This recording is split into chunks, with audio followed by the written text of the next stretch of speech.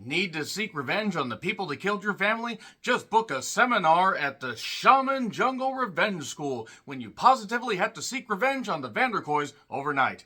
Boy Kills World was written and directed by Moritz Moore. In his feature film debut, check out his IMDb page for the full list of his work, written by two other people, including Tyler Burton Smith, which sounds like a name way too snooty to be involved in a film called Boy Kills World. He did Alan Wake 2, Electric Alan Flashlight Boogaloo.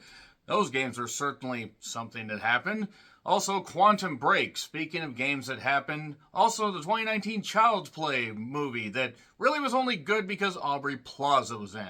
Let's be perfectly honest, you could put Aubrey Plaza in anything. I'd like to be in Aubrey Plaza. Moving on from that, Aubrey Plaza is great. She's nowhere near this, though, and also Armin Remmers. Sorry if I got that wrong. Television and shorts, and this stars Bill Skarsgård, who's been in many movies like Barbarian and It! And if you can't figure out what the fuck he was in It, I don't know what to tell you. He was Pennywise. He was Pennywise. He was great in this. Need to get part 2 at some point, even if part 2 kind of just, I don't know, has some issues, much like the Tim Curry one. Let's get back to Boy Kills World. So Bill Skarsgård plays Boy in a movie called Boy Kills World. You have to goddamn be kidding me. So yeah, basically he is deaf, he is mute, he has an internal monologue, voiced by H. Jon Benjamin, who was Coach McGurk in Home movies. He was also Bob and Bob's Burgers. I think that show's still going. And also he was Archer. And there you go. So pretty much one of the finest voice actors for animated stuff going today. And he has this internal monologue basically as a way to carry the plot along. And the plot is the Vanderkoys killed his family. He's going to seek revenge. The shaman guy is helping him.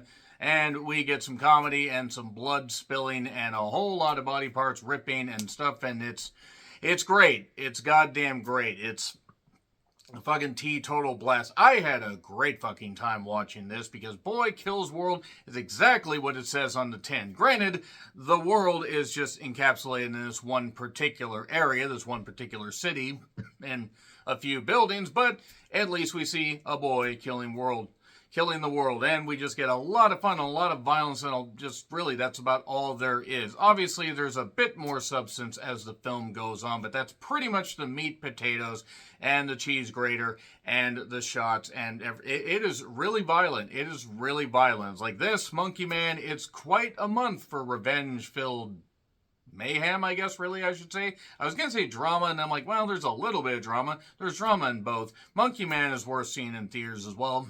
And the reason that I was able to see Boy Kills World before it drops in theaters officially is this was the Regal Mystery movie. So I got to see it a few days early, much like I did Lisa Frankenstein, which is another movie you should check out.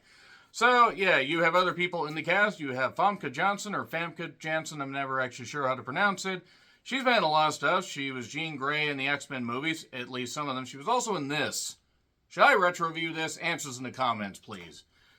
She's also going to be 60 in November. I don't know how. She looks like she's in, like, her mid-30s. She looks fucking incredible. You also have Jessica Rogue, who was in Happy Death Day. She was Tree. She was Tree in Happy Death Day. Happy Tree Day, as it were. And you also have Michelle Dockery, who was in Non-Stop, and she was also in Hannah, where Saoirse Ronan pretty much got launched, besides The Lovely Bones, which I will not retro-review. And yes, H. Jon Benjamin doing the internal monologue. He is hilarious. When this movie doesn't take itself so fucking seriously and just goes with the blood splattering and the great action scenes, the fight sequences, the incredible action sequences. Monkey Man in this, it is a great, great year for great fight scenes. Yes, there's the John Wick movies. Well, the last one came out last year. This is this year. Otherwise, we'd be traveling back into the past. I don't want to do that. My time machine is in the wash. It's just fun. It is a total blast. For most of the time. I have a couple issues when it tries to be too serious. I don't feel that it gels with the tone necessarily. I get having some serious parts to it, and I'll get into that in the spoilers. But there were a couple times where it tonally shifted a little bit too hard, like it went into the goddamn wall, like we were Dale Earnhardt Sr. Oh, this is going well. Or like Diana, or like Princess Diana when she was escaping through those French tunnels that I can't pronounce if you paid me 10,000 francs, or dollars, or moon rocks. Oh, wow. A lot of fun, though. A lot of fun. And Bill Skarsgård, physical charisma. He's great. Got an incredible shape here. H. Jon Benjamin, once again, tremendous. And I do want to shout the one that plays the little sister, the girl. She's actually pretty good in this as well. She's not given a ton of like backstory beyond being, somebody that he pictures and everything. He pictures her as he remembers her because he's obviously grown up and losing his family at a young age and being trained just to be this vicious killer. It's certainly good. It's great. It's a great series of montages and a lot of blood and stuff like that. There was a kitchen scene. It was really goddamn great. A lot of great shit. I really had a lot of fun with this. The twists aren't necessarily surprising, and again, when it tries to get a little too serious, I feel that it doesn't quite gel. But it is worth checking out. Boy Kills World is quite the mark for Moritz Moore to make, as far as a feature debut. And hopefully it gets a pretty good following in theaters and finds a good life on streaming. I encourage you guys to check this out, though. It is well worth it. This and Monkey Man, good shit. This is a lot more comical than Monkey Man. And H. Jon Benjamin, once again, very, very good. But yeah, I'm going to get into spoilers. But again, Famke Janssen, my God, looked incredible. It's in theaters this weekend if you want. Check it out. 3, 2, 1, and spoilers. So, yeah, basically, this shaman has been, helping him, train him. He smokes this hopium and this stuff and everything. We get some comedy of, like, his eyeballs popping around. And H. Jon Benjamin is like, oh, this is all in my head. This is all in my head. He's picturing his sister as a young, girl, even though he is clearly an older guy. Picturing her as he remembers her. There's also this cereal that is an overriding thing that's actually kind of funny. And the cereal part actually plays in a little bit later. There's also the Vanderkoys have this thing called the culling, where they're trying to control this population. I'm assuming, since some of the actors, including Charlton Copley, I keep wanting to call him Shart. He was recently in Monkey Man. Boy, a lot of ties to Monkey Man here. There's also a girl that plays a flower girl who has the most incredible blue eyes that I have seen in quite a while. Jane DeWitt, I think is her name. That's really her name. She's a South African actress, and I need to see more stuff that she's in because goddamn, what beautiful eyes she has.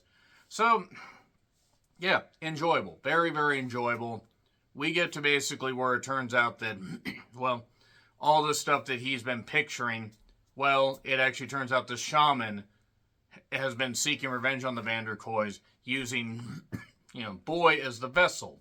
Also, there's this lady with this helmet that has, weird messages on there and everything, like she's vocalizing. That's Jessica, who turns out actually is named June 27th. She's actually the sister of Boy. And also the mother was not the mother that he was picturing. The mother is Hilda Vanderkoy, a.k.a.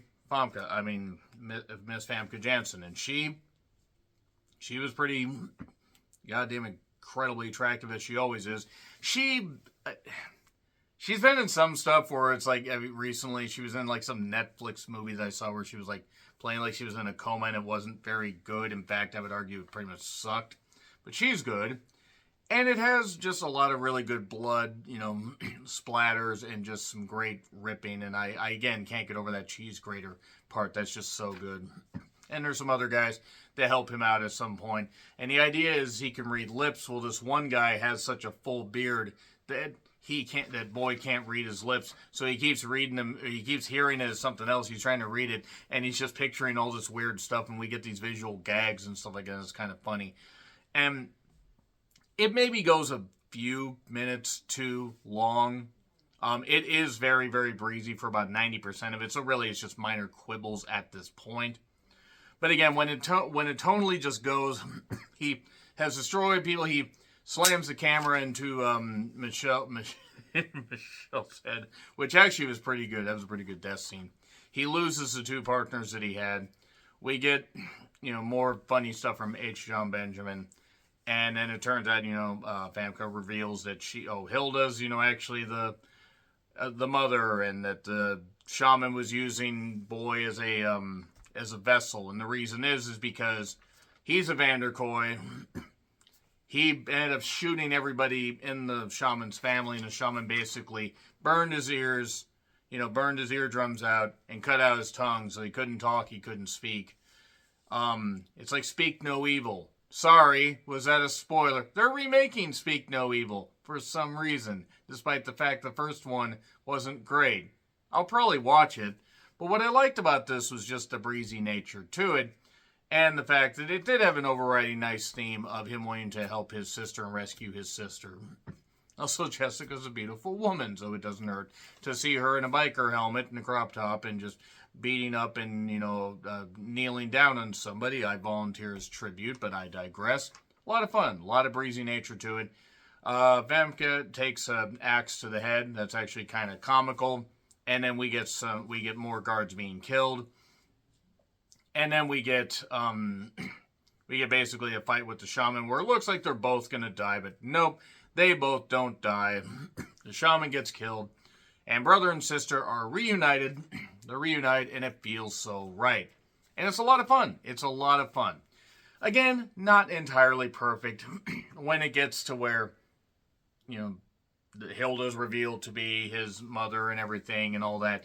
It gets a little too serious for a little too long. I'm like, okay, I'm getting antsy, getting bored. I'm not saying you don't need to have a story, but come on, get back to the stuff, get back to the fun action, and then we get the axe to the head, and we get back to the comedy. And then I think the thing with the shaman went a little bit long, but again, minor quibbles. A- for the entertainment, pure, unadulterated fun.